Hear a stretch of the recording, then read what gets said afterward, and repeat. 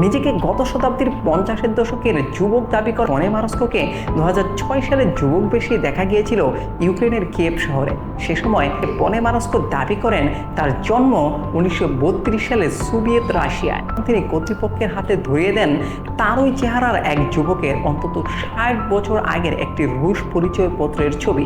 তারা দেখতে পান একই পরিচয়ে সত্যিই একজনের অস্তিত্ব ছিল, যা কিনা 1958 সালে একবার নিখোঁজ হয়ে গিয়েছিলেন। বিস্ময়করভাবে নিখোঁজ হওয়া সেই যুবকের প্রেমিকারও খোঁজ পায় কর্তৃপক্ষ।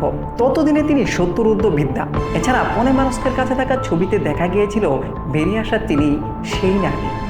বৃদ্ধা দাবি করেন গত শতাব্দীর 50-এর দশকে পনেমারস্কো অন্তত 2 বছরের জন্য নিখোঁজ ছিলেন।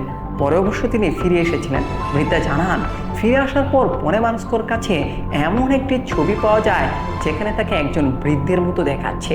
পনেমারস্কো তখন দাবি করেন ছবিটি 2050 সালে তোলা